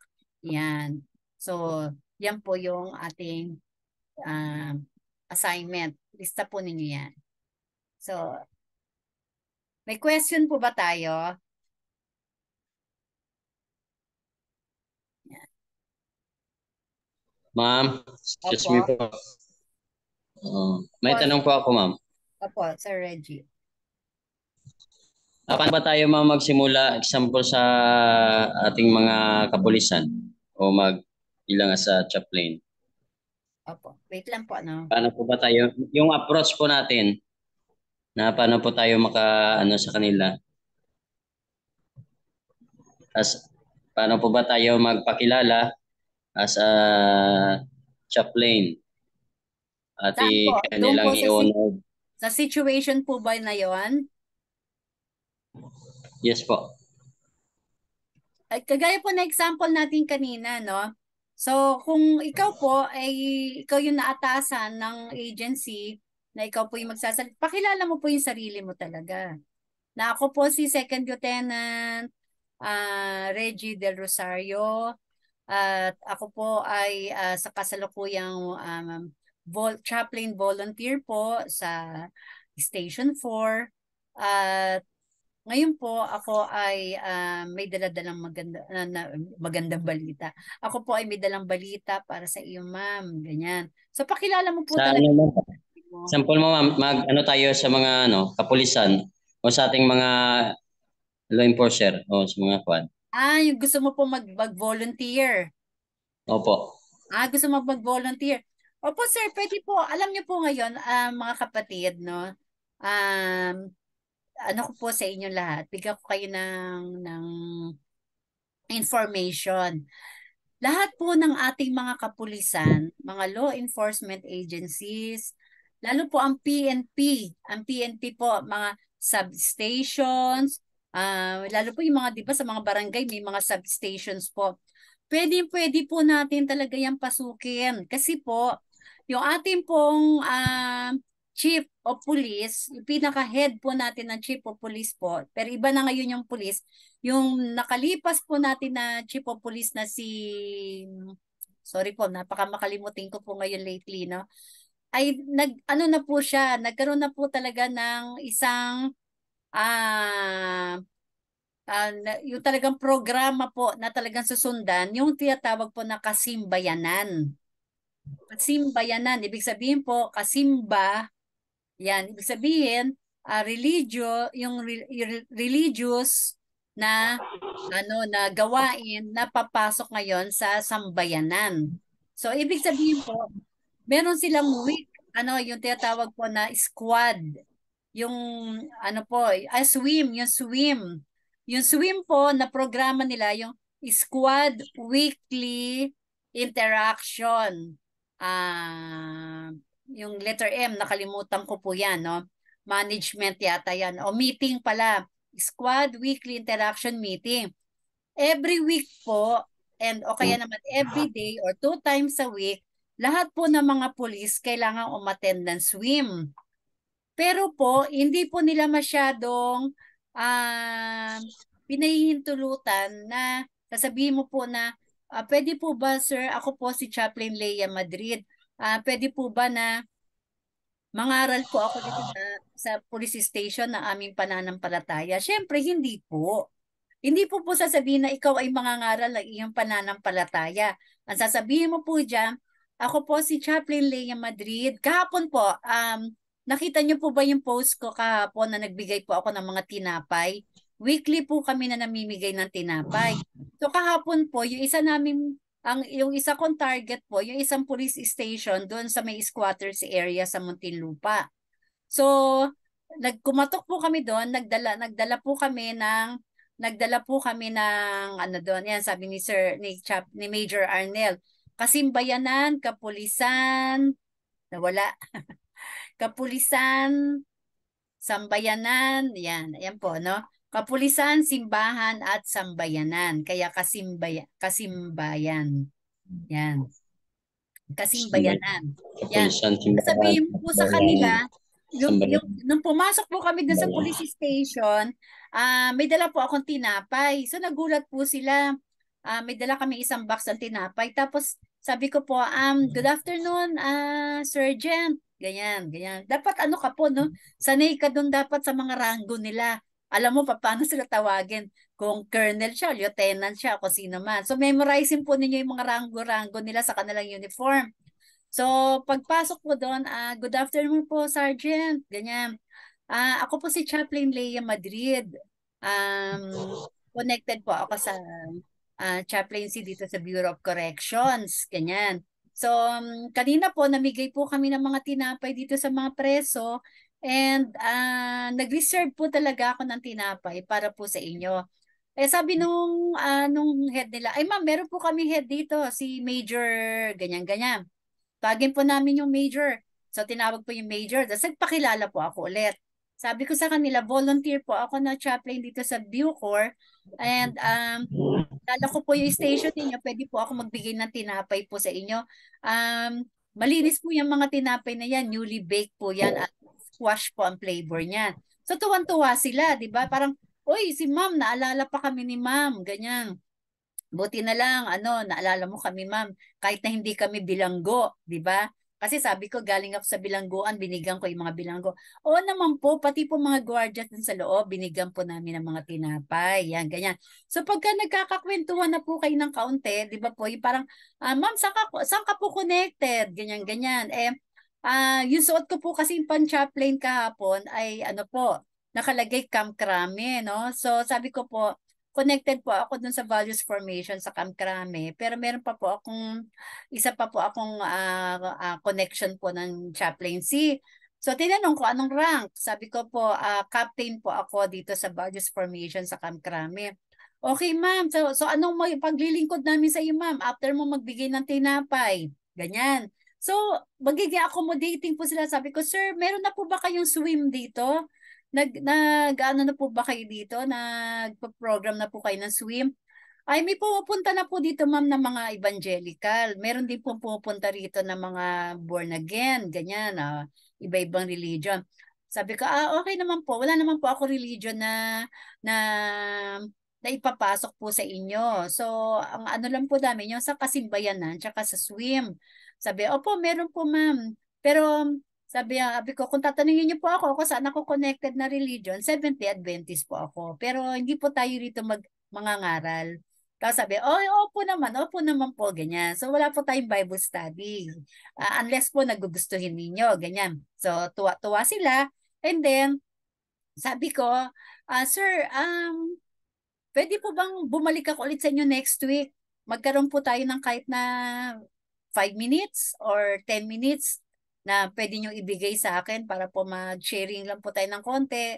Kung meron po kayong mga problem na gusto nyo ipa-pray over, ipagdasal po natin, i-pray natin na bago po kayo mag-start ng work.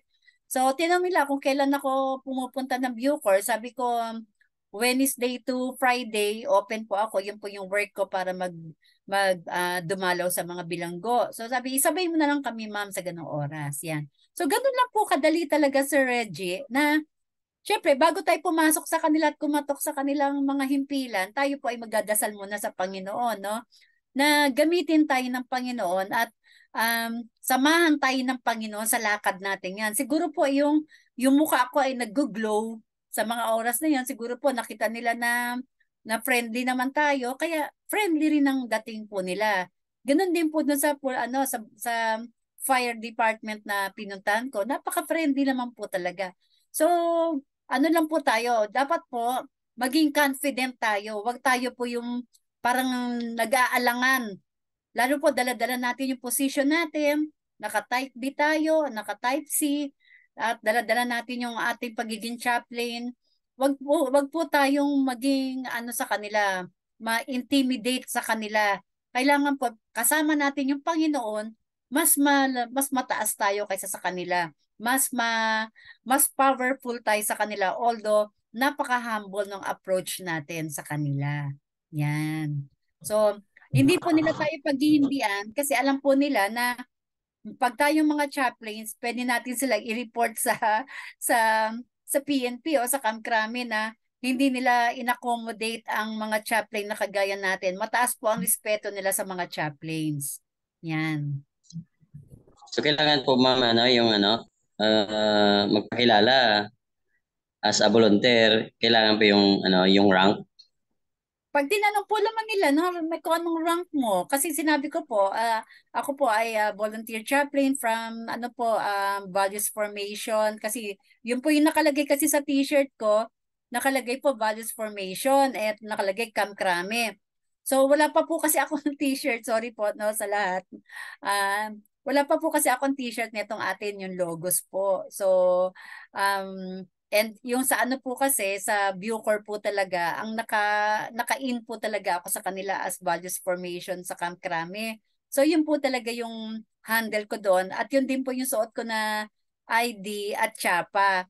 Swerte po nga kayo, may tsapa na po kayo ng logos. Ako po wala pang tsapa ng logos. Hindi pa po na-deliver sa akin yung aking tsapa. Kaya po hindi ko talaga nagagamit pa mula nung, wala pa ako nagagamit na tsapa ng logos.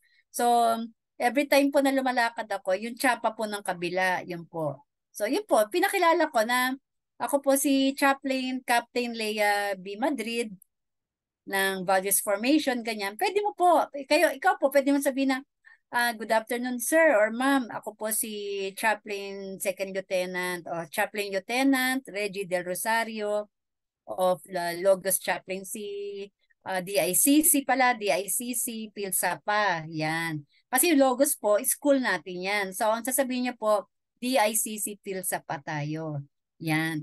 So, yun po yung papagpakilala ninyo. And andito po ako para mag-volunteer po na maging chaplain ninyo dito, na kung ano po ang maaari ko maitulong sa inyo, magdasal para sa inyo, pray over po. May oras po ako para sa inyo, MWF po, pwede akong pumunta rito para po mag-share sa inyo ng kaunti kung ako po ipagbibigyan ninyo ng oras, kung kailan po available kayo para sa akin o ako para sa inyo. Yung ganun po, i-ano lang po ninyo yung availability nila kung kailan ka po nila i-schedule. Yan. Si Sir Chaplain Christopher, may dadagdag ka po? Ma'am, meron lang. Ay. May sabay. Ay, meron pa po yata follow-up si Sir Reggie. Meron ka pa po kung sasabihin. Kasi nakalimutan natin yung ang DICC po ba? Ano po nga yung ibig sabihin ng DICC, ma'am? Department of International Chaplaincy Commission po. So, international po tayo, di ba? Opo.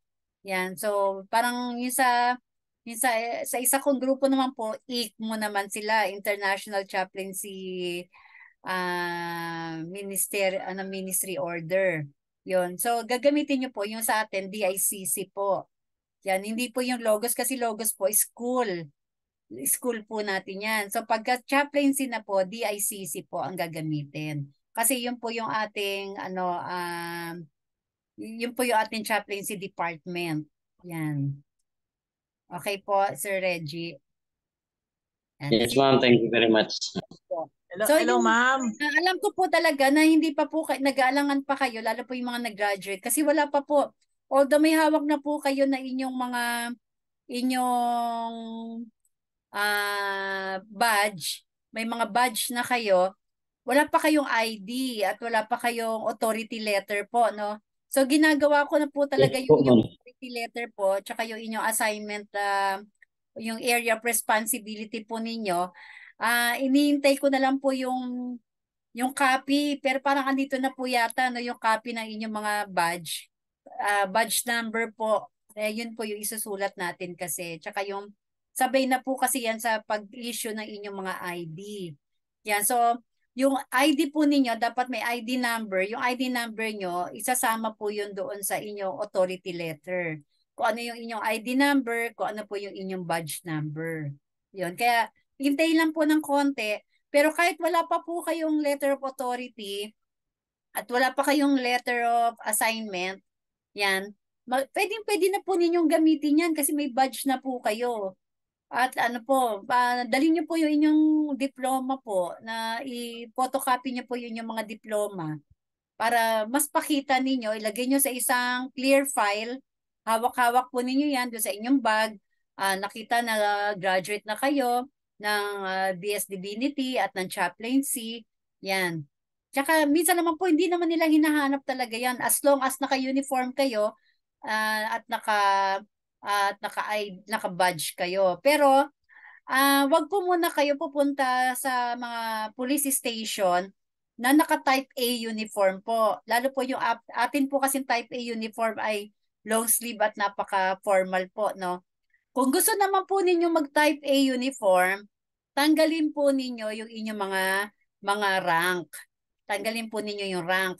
Mag-plain lang po na naka-type A uniform. Alisin nyo po yung nasa shoulder board po ninyo. Alisin po ninyo yung mga rank. Ang ititira lang po ninyo sa type A uniform ninyo ay yung pin ng DICC at yung pin ng Logos. At yung inyo pong nameplate. Yan. Naintindihan po ba? Yung sa mga nakagraduate na po. Ang susuotin pagka naka-type A uniform po kayo, tanggalin po ninyo yung inyong mga rank. Tanggalin po yung mga pins na mga rank. Tanggalin po yung nasa balikat. Magiging plain lang po kasi hindi po yan po yung number 1 na kautusan po ng ating pong Chief of Police, yung ating pinaka-head po, na wag po tayong magsusuot ng uniform na may mga rank, lalo po sa mga police station, sa anumang mga agency ng mga law enforcement. Kasi po, malilito po sila. Yung kanila po kasi yung mga talagang naka-hire na mga chaplain nila doon, ay mga nakapulis sa uniform din po lang sila, pero may mga nakarank na mga chaplain. May mga pins po sila ng mga chaplain ganon. So, para po hindi tayo mag-cause ng kaguluhan o ng kalituhan sa kanila. Kung may t-shirt na po kayo ng chaplain, yung black, na may nakalagay na chaplain sa likod, pwede nyo na pong suotin yan. Tapos po yung inyong badge, ikukwintas po ninyo yon. Isuotin po ninyo na nakakwintas yung inyong badge. O kaya naman po, ilagay ninyo yung badge nyo sa inyong mga belt, sa inyong mga sinturon po ng pantalon nyo, doon nyo ilagay yung belt. Pero much better po, ikwintas ninyo yung inyong badge. Kung naka-t-shirt po kayo ng type C uniform.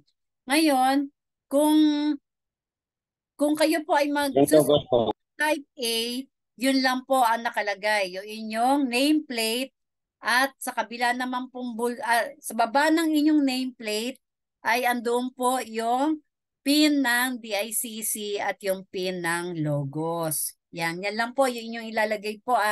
Wala pong mga rank po para hindi po sila malilito sa atin o marami pong mga tanong-tanong pa na maaaring hindi nyo masagot-sagot agad. So kailangan po, pag pumunta kayo sa kanila, confident po kayo na kayo po ay chaplain, ito po yung aking uniform, ako po ay ganyan, ito po yung aking badge.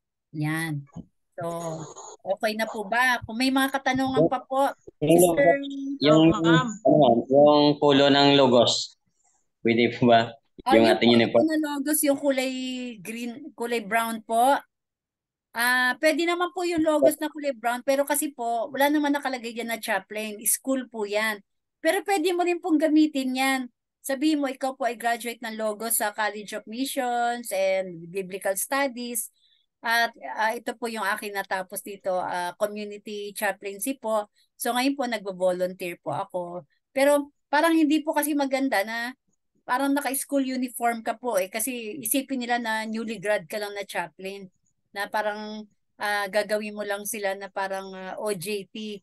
Mas maganda na po talaga na mas proper na naka-uniform. Kung gusto mo po, kagaya nung sinuot ni Ma'am Sharon, so nagtanong din po sa akin si Ma'am Sharon nung ano susuotin niya noon yung nag-opening sila noon sa Nakoko nila, na Nakoko, ano po yun National Correctional Week sa buong Pilipinas. So sabi ko, wag niya suotin yung type A niya. So naka-white po siya na long sleeve na polo at sinuot po niya yung nameplate lang niya tapos may pin siya ng DICC. Yan, pwede po yung ganon. Mas maganda rin po yung ganon. Mas formal, di ba po? Pero kung may t-shirt na sana tayo, nakapag-order na kayo ng mga t-shirt ninyo ng chaplain na kulay black, mas maganda po talaga kasi yun po talaga yung sinusuot para sa mga police station na gusto natin. Kailan kaya yan i-deliver, ma'am? Ma'am, may tanong po, ma'am. Opo, sige sir. Ma'am, may tanong po ako. Sir Chaplain, ano po muna? Christopher Macam po muna. Yes, Ma'am Leia, good evening and good evening to all po. Ma'am Leia, ang follow-up ko po kasi actually yung pong dinidiscuss nyo kanina ay yung po yung gusto pong malaman. Opo. Magkaroon kaya tayo ng ano ma'am, yung kumbaga parang protocol, for instance po, katulad po dito, ako na kumbaga graduate ng CCC 100 and gusto ko po siyang i-practice na, lalo na po ngayon ay yung pong ating mga barangay official, new elected, ay mag-start na po yata sa December 1. Ngayon, yung pong ating mga chaplain dito, katulad po sila Tatay Erning, sila Brother Arnold po Isaga, ay parang gusto rin po nila na i-practice na, kaso hindi pa sila graduate ng CCC 100. Ngayon ma'am, katulad po ng hinihintay natin na authority letter o yung tinatawag na order, mission letter, parang ganun po.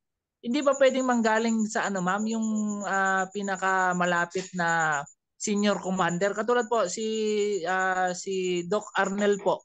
Hindi kaya pwede siyang mag-provide ma'am ng authority letter para sa amin dito sa lugar namin. Para na sa ganun ma'am ay kumbaga katulad po niyan si Tatay Erning, hindi naman siya graduate pa ng CC 100. Tapos si Elder Arnulfo, hindi rin po siya hindi pa siya graduate ng CC 100. Pero gusto na po nilang parang i-practice.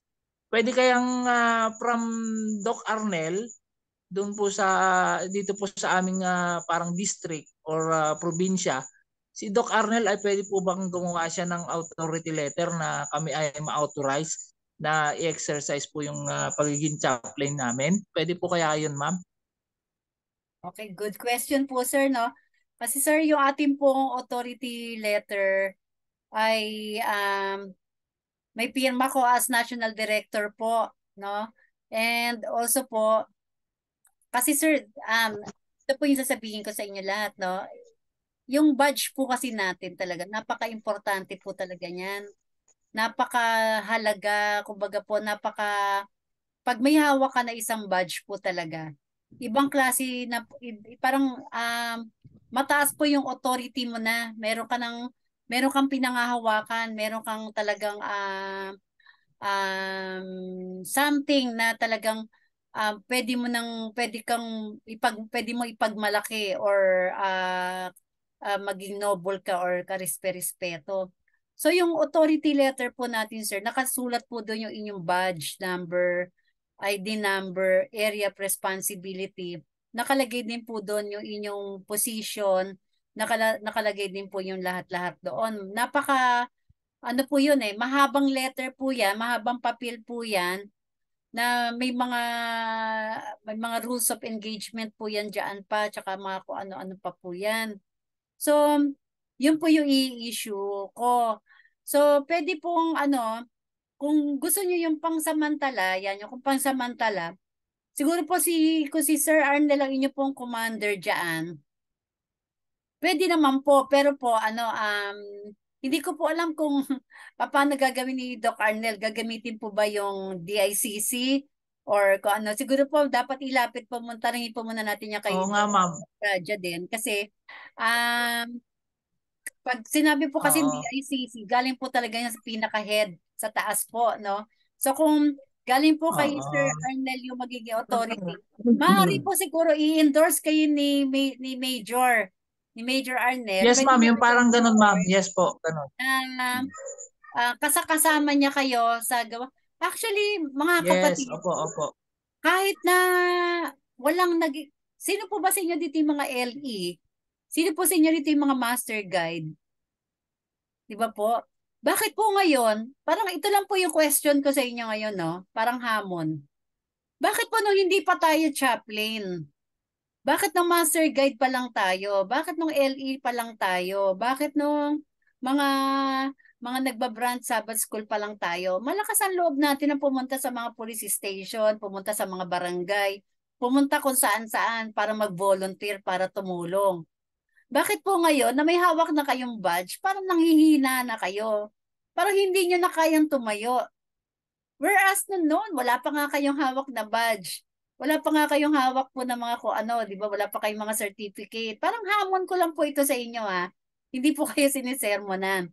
Dapat nga po, ngayon na may hawak na kayo, at meron na kayong, para may authority na kayo, graduate na rin kayo sa isang Adventist school, graduate na rin po kayo sa isang na-equip na po tayo. Bakit po ngayon, ang dami-dami po nagtatanong sa atin na kung papaano tayo lalapit sa kanila. Di ba po?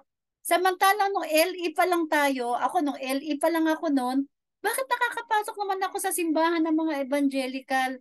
Bakit nakakapasok naman po ako sa mga kapulisan, namimigay ng mga health and home na mga lumang health and home? Nakakapamigay pa ng iba. Tapos sir, pwede po ba akong tumulong diyan sa gawain ninyo diyan ng paglilinis, yung mga cleanup drive ninyo diyan?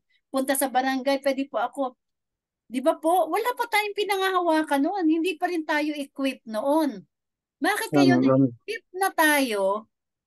doon tayo pa ngayon nanghihina. Doon pa tayo ngayon nag-iisip, bakit kailangan ganyan po, di ba? So, Ma'am Leia. gamitin na po yung inyong resources. Opo, Sir Doc Raja.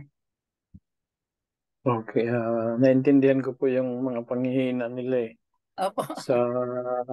Sa mga chaplains natin. Kasi po, ingat po na hindi nila mamantsahan ang pagiging chaplain.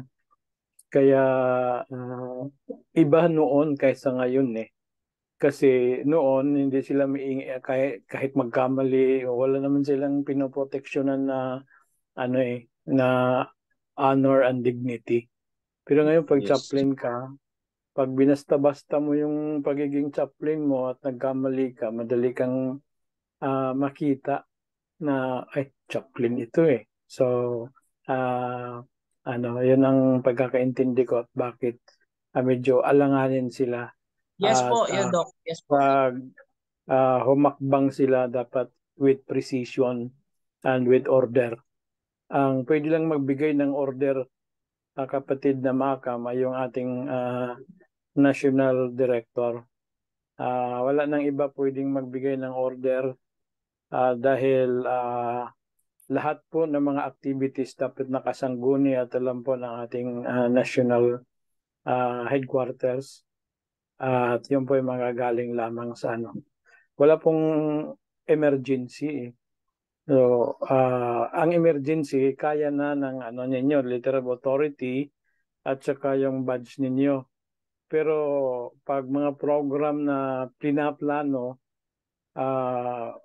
it should be coordinated with the national office or sa ating departamento para na ang inyong mga performance nag-post naman po sa ating national director ng mga activities na pwede nating gawin sa community at saka sa corporate, no? Yun po ang mga activities na pwede nating gawin.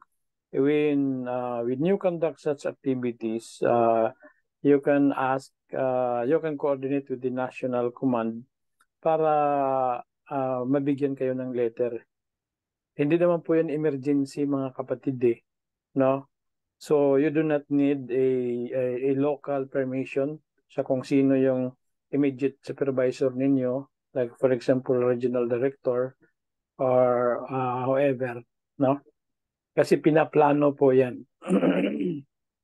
Secondly, ang inyong performance po either sa community at saka sa corporate na program, yung po ay may kaakibat na points po yun para sa inyong mga promotion.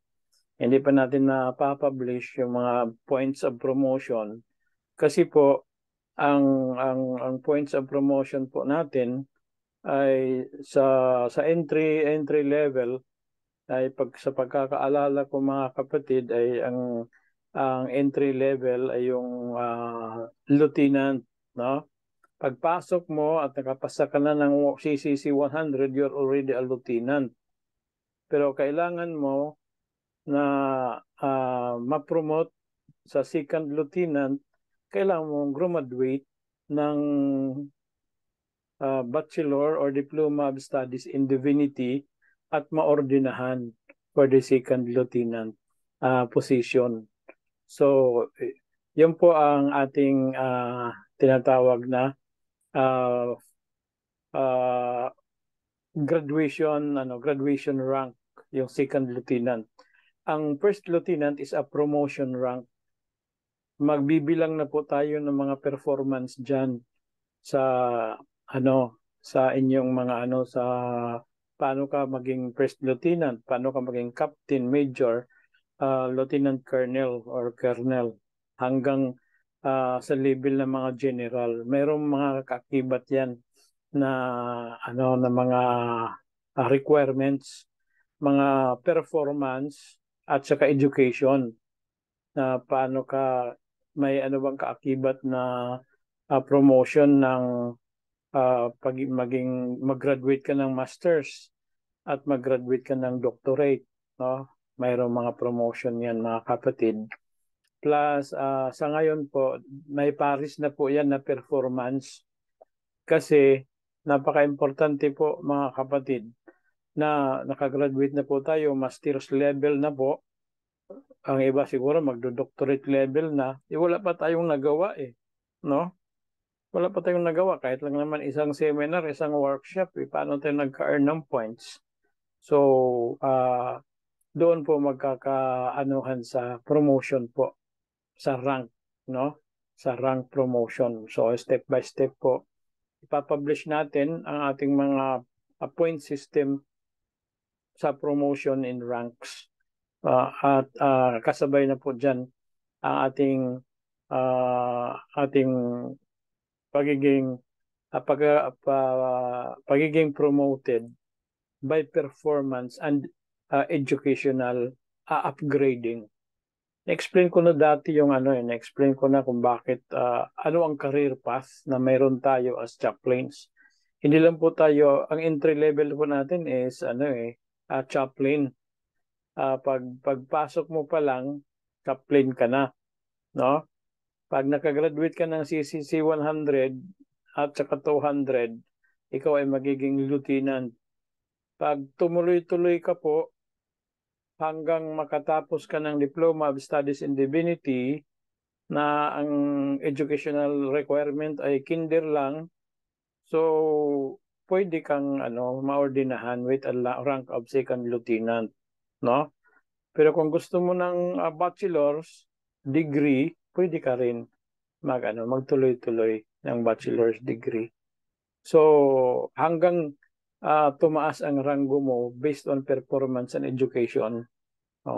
So when it comes to having activities, kung mamamigay lang naman ng pandesal mga kapatid, hindi naman lang kailangan ng letter sa national director. Mamimigay lang naman ng pandesal no? Pero kung it's a major activity na nasa lista po ng mga activities na nandoon sa pinos ni Ma'am Leia sa community at saka sa corporate, ay baka kailangan nyo ng corporate, letters from the headquarters. Kasi hindi naman po yan emergency, at pag ginawa yan, papadala lang natin sa email, tapos pwede na nyong i-print. O kung gusto niyo mga kapatid, within 72 hours, pwede nang makarating sa inyo kung gusto niyo na mayroon talagang official seal ng ating school, ang letter. Ayun lang naman po. Yes po, Doc. Thank you po, Doc. Thank you po, Doc. Thank you, Ma'am Leia. Yan. Sorry po kung overestimate ko kayo. No? Kasi inisip ko kasi na kayo po ay mga graduate na at talagang mga equipped na talaga di ba po? So hindi ko naisip na medyo na pa kayo, medyo na natatakot pa o nag-worry na magkamali. Actually, by the way, Ma'am Leia, Opo, Doc. Ma'am Leia, no? I require all chaplains to memorize kung ano ang DICC at saka PhilSAPA. Kasi pag tinanong po kayo at hindi kayo makasagot, kayo lang po mismo ang mapapahiya. Ano bang klaseng chaplain ito? Hindi nga alam kung anong DICC at saka anong PhilSAPA. So, ang DICC natin, the Department of International Chaplaincy Commission, yung atin namang PhilSAPA is Philippine, yung Phil, Philippines. Yung sa, yung ay Salvation. Tapos yung pa, ang pa, PA is Program Advocacy. Then, or Preamble Advocacy rather. No, Preamble Advocacy. So, Philippine Salvation Army for Preamble Advocacy. Memorize niyo yan mga kapatid. Dapat ipa-exam natin yan, no? Yes, Doc. Kasi mangyari, graduate na kayo ng hindi niyo pa memorize kung anong DICC, no? Ang memorize niyo yung yung International Chaplaincy International Chaplaincy of Ministerial Order. So, Yan. Yung atin dapat memorize. No? O, kasi hindi nyo sasabihin, chaplain po ako ng LIMS International. Ano ka, college chaplain? No, kasi chaplain ka ng Logos College of Missions, no? So, ang chaplain ka sa Department of International Chaplaincy Commission. Okay lang yan na magkakamali tayo pero dapat nami-memorize natin. Parang it will just go fluently sa ating mga lobby, no? Para you speak with confidence. Meron kang confidence. So, yun lang naman. So, thank you po, Doc. Salamat, Doc. So, Doc, may mag-lecture pa ba ng Magre-rest po muna ako para bukas. Opo. Kasi bukas na ako bibirada, mga kapatid. So, mga kapatid, gusto Mahinang kalaban ngayon, mahinang kalaban. Doc, pwede pa ba ako ng isa pang para makahabol? Kahit May dalawa isa pa, pang ma'am. topic? Kahit dalawa, pwede. Ma'am, Isa na lang. good permission to speak, ma'am. Opo, Sir Laig. Pwede pong magtanong, ma'am, yung sinabi mo ba na black uniform ng chaplain, saan natin yan makukuha, ma'am, or mabibili ba ata? Ang alin po, sir? Yung uniform ng may chaplain sa likuran na sabi mo Kaya kanina. ano po yan, sir? Pwedeng Order isuot po kayo kay Ma'am Manilyn. Yung kulay black. kay Ma'am Manilyn. Opo, meron Kay po Ma'am Manilyn. tayong t-shirt ng chaplain. Meron din po, Gano yun, ma'am? may kasama po 120. may cap na rin po yan, may sombrero. Opo. So may chaplain po yan. Ma'am Sige Leia. po, sige po. Ma'am Leia. Opo. Sir Ma'am, Christopher. Sige po, yung chat ko tungkol si po Ma'am sa Manilyn. uniform na type B, Opo. Opo, yun po yung t-shirt. Black t-shirt po na may chaplain na nakasuot sa likod. Tapos may design na rin po na chapa yan. And may kasama din pong cap. Kay Ma'am Manilyn po kayo mag-order. Sige po, Nag-order ma'am. po Salamat kayo. po, ma'am. Kasama din po payment para madali.